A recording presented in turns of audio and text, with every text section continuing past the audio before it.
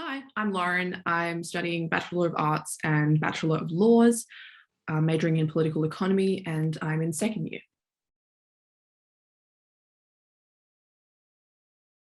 I'm going to study 2 subjects per semester. Yeah, so my top priorities are to maintain an activist SRC, to listen and fight for all students, to ensure that we can revive campus, and to strengthen the administration of our student union.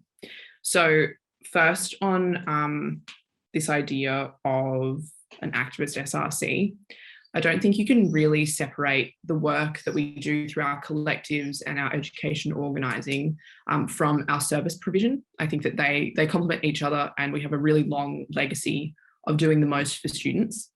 And I think that the people who come up through our collectives and do the work fighting for students on the streets are also the ones who are best placed to fight for us, against university management in the boardroom, and against politicians who inevitably try and shortchange young people and students all the time.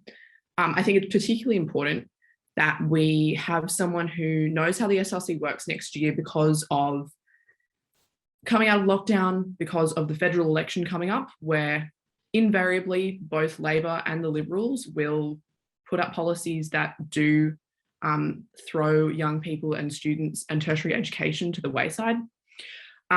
So considering those things and the staff enterprise bargaining agreement that's coming up, we have a really fraught year ahead, and it's really important that we have the best student representatives who are going to stand up for student voice, who are beholden only to students and who are accountable to the SRC and the people who elected them. So that is what you can hope to see from my presidency.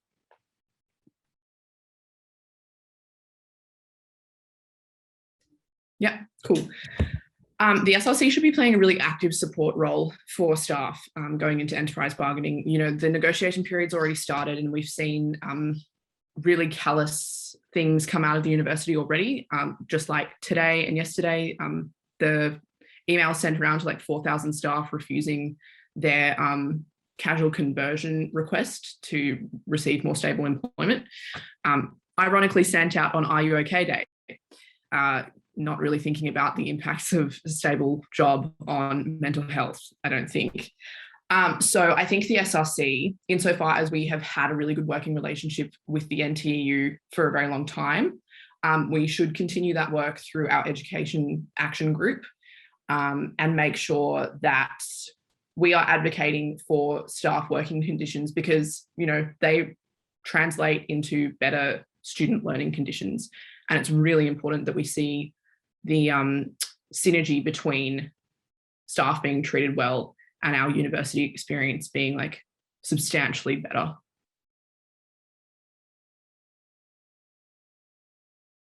Yeah, cool. So the SRC has been an organisation that has provided me with so many opportunities. And initially, I think early this year, I thought that the way that I could best serve the left and advance student interests was potentially through student media and getting involved in an ONI editorial ticket. I think that they have played an incredibly important role in uncovering a lot of the, frankly, evil things that the university has done behind closed doors, in terms of rorting students, mistreating international students in particular, various accommodation and tenancy issues with the companies that run on-campus housing. Of course, the sexual violence that is endemic on campus. ONI's played a massive part in that. And so I thought that getting involved in an ONI-SWAT ticket was potentially the way that I could, continue that legacy. But, upon further reflection and considering my role as environment officer and general executive and counsellor, I realised that what I can do to most effectively advance student interests would be to run for president. So yeah, my priorities changed, but I'm really excited to for ONI-SWAT and the presidency to both be key to realising an amazing 2022. I think that there should be, a really active and constantly dynamic relationship between Oniswa and the president. I think that ONI exists to both inform students of the council and executives' actions and how they are, using student money to advance our interests. And they're really important in that way as like a conduit. They also capture things that fly under the radar for council and executive, like a bunch of the examples that I just gave, and things like reporting on UCID rants, nursing students and vet students out in Camden who are ranting about not being able to do their placements effectively, or Octa Verify, continually an issue for students that has been reported on extensively by ONI. And that's really useful for the president. And then the other way is that ONI keeps the president accountable. So, that is a really important role, and it's really important that our student leaders are challenged by student media to, make sure that they are performing all of their duties. So I think that it's a consultative, but also, resistant kind of relationship.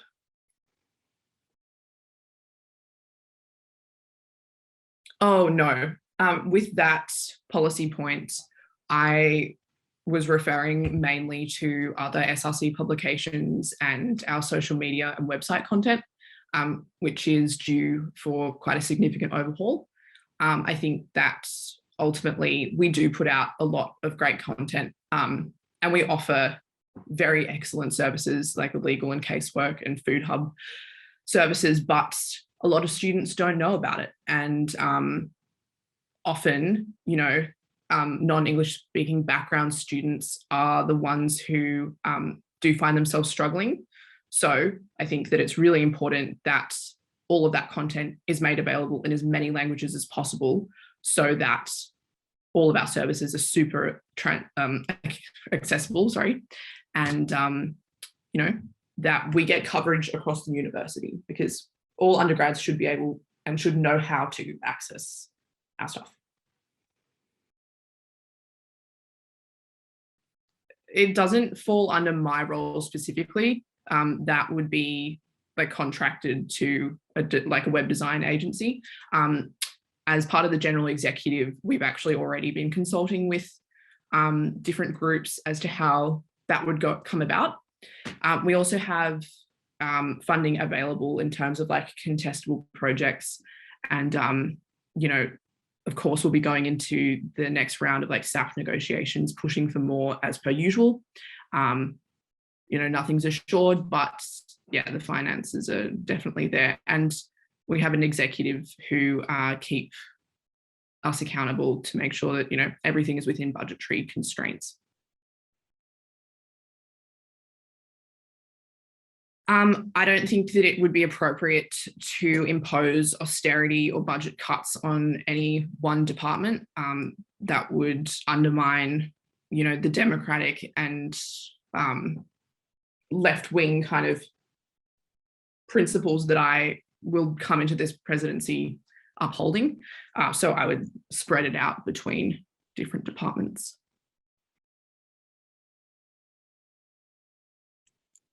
Okay, cool.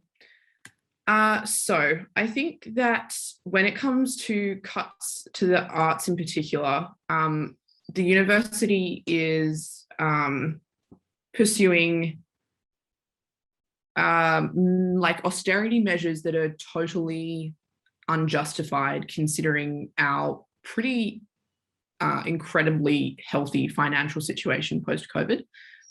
We reported a massive net operating surplus, and international student and domestic international student enrollments increased a lot in semester one this year. So it's pretty unbelievable of the university to be crying poor. In terms of how I'm going to fight cuts, I think that it comes to a kind of meeting of on the streets visible activism and, taking my role as SRC president and the access that gives me to key decision makers in a sort of more lobbying sense very seriously as well. So I think like an activist SRC is kind of synergist in that way, and we're able to fight cuts most effectively when we have those two things working together. Because like in a world where we only do activism and we don't do lobbying, that's a world in which uni management doesn't really have buy-in to listen to us. And we have pretty poor ability to like change things that the university is doing in the way that it's run, particularly pertaining to arts. I was literally in a call with Anna Marie, the new DVC and Provost yesterday, with 300 or so people fighting against the future FAS proposal. And I think that where we only do activism, no lobbying, that's where like 12-week semesters pass. That's a world in which our courses just are cut and schools are dissolved and we have no real recourse. But, on the flip side, where we only do lobbying and no activism, that also doesn't work. Like, because here our ability to pressure uni is very poor. And, we're operating from a poor bargaining position. So I think like protests do place an enormous amount of public pressure on institutions to change. And I will be supporting education activism to the fullest extent. And I will also be, the activist in the boardroom, fighting against the deputy vice chancellors and the management who seek to do these things behind closed doors. And ultimately, that's why I think we need an activist president in that role as well, to make sure that those cuts never happen, because they're unfair and they're unjust and they undermine, the diverse and creative community that we have at UCID. As I've said, an activist SRC is what we need next year, taking into account all of the extrinsic factors that are going to make it quite an interesting year. I'm an environment officer. I've been, one of the co-conveners of the largest enviro collective in recent times. I know what students want, and I have clear access to different groups on campus. That I'm also independent. I'm not beholden to a federal political party or the youth wing of that federal political party. And unlike the other presidential candidate. And I think what that means is that I am accountable only to students, and I will always be acting in their best interests, not in the vested interests of my factional head kickers. In terms of experience, I have been a general executive and a counsellor in the SRC, and I've spent more time in Wentworth than I care to admit. What that has given me is a really good working relationship with SRC staff, a really deep understanding of, our responsibilities as an organisation, and I'm very comfortable with the more sort of bureaucratic and administrative side of council. And I just care so much about the future of our institution. It's quite sad to admit, but I've always been one of those people who's like, I love school. And, that hasn't changed since I came to university. I see that there are a lot of things that the uni should be doing better for particularly international, disabled, First Nations, and struggling low SES students. And I want those groups to feel as though they have someone in the council who is fighting for them constantly. And, finally, I would like to note that I don't need to misconstrue my activism or my experience in the SRC because I have lived it. And I can make promises to students that I know I can fulfill and that are actually within the scope of the SRC as part of my policy. So I'm really excited to be able to do that. And I think that, I'm the only candidate who can really say that. Matt Carter is a member of Student Unity. They're the organised right-wing youth faction of the Labor Party. These are the members of the youth faction of a group of people in Parliament who consistently vote against students' interests, who pass things like the Higher Education Support Amendment Bill, who pass things like expanding gas projects around Australia, who undermine universal and free higher education. They don't allow welfare payments for people who are struggling. They consistently vote in line with the Liberals. And I don't think that if those people aren't looking out, if those people aren't looking out for our interests in Parliament, so I have no faith that their youth representatives on campus will either. I also don't accept labels of left-wing or progressive unless you've got the resume to back it up. And frankly, someone who hasn't been involved in any of the collectives, who's barely spoken on council, and who doesn't have very much background working in the SRC with staff or in an administrative capacity, I just don't think that that person will be able to do an effective job. I think that it is really disappointing that anyone at this stage is working with the young Liberals on campus and at the same time claiming to be progressive or left-wing in any meaningful way. These are the people who espouse hate on campus, who consistently side with bigots, who make joke motions on campus, and whose parties actively despise the very structure of the organisation that we are. We are a student union, and like federal Liberals are union bashers. They hate student unionism with a passion. VSU passed under like John Howard. So it's abhorrent to me, to be honest, that anyone would do dealings with their youth faction on campus. And in terms of the implications of that for his presidency, it's my understanding that a number of promises have been made to give specific paid roles within the SRC to young Liberal or young Liberal aligned Lib dependents. Like Ben Hines, I'm not sure if I can name him, but to install these people into the executive of the SRC, having no regard to their background as part of, the group of board members who cut jobs last year in the USU, with no regard to any merit that they don't have with activist organising on campus. So I think that that is pretty dishonest, and it is fundamentally misleading and deceptive for Matt Carter's campaign to claim that they are progressive when they are in fact dealing with these people in the back rooms.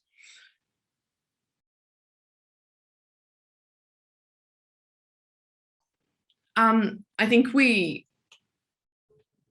rather focus on my own merits as a candidate, but yes, I do believe that that is what is occurring. I think that it's easy, particularly in an online election, to misrepresent and conflate small actions with being part of the much bigger and much stronger radical organising legacy at USyd. I don't think that's acceptable. I think it undermines and makes light of many sacrifices that a lot of left-wing people have made to give a lot to our education environment, feminist, anti-racist organising.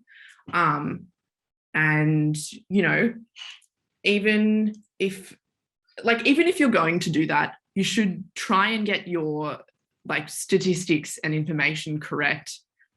In particular,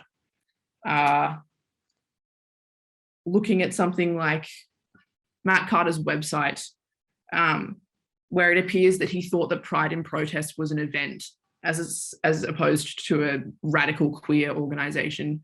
I think that kind of very basic error belies the fact that he has no idea what he's talking about when it comes to left organising, and that he wouldn't represent a progressive agenda in any meaningful capacity.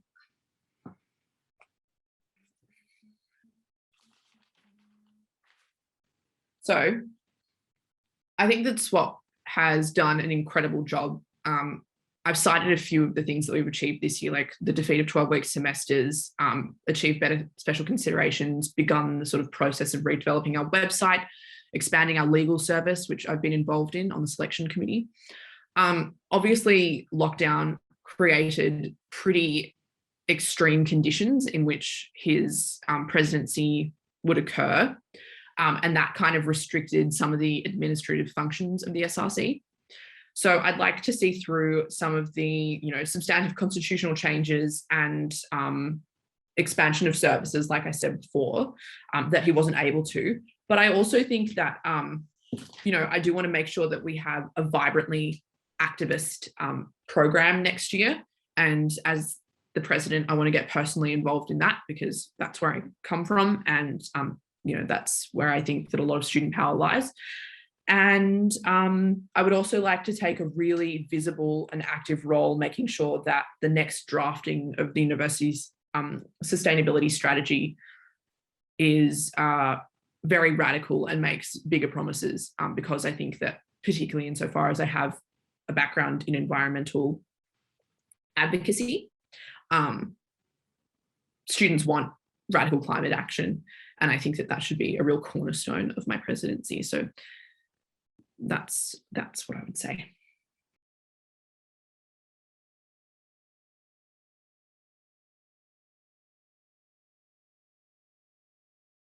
I don't think he has any advantages over me. I have more experience. I'm a seasoned activist. I have the support of the broad left on campus. And I've been a much more visible presence through organising. So I'm confident that I have the experience there. I also think that it's important to note that the conservatorium and other satellite campuses have historically been, off-sided by main campus organising. And I think that that is something that I'm very aware of and something that I'm looking forward to remedying.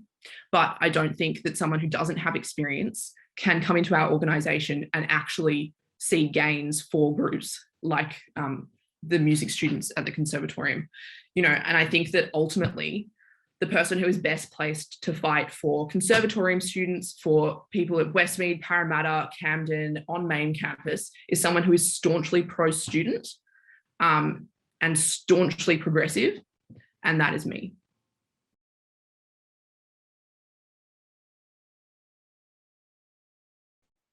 No, I don't think so. I think that I'm looking forward to a really exciting year next year. I'm looking forward to collaborating with faculty societies and different campus student leaders to make sure that we have a really consultative, transparent and open SRC, and that we continue the legacy of grassroots and progressive leaders, because we've started so much good work. We've won a lot in the last year and a half, and it's important that we continue that next year because it's going to be a big one.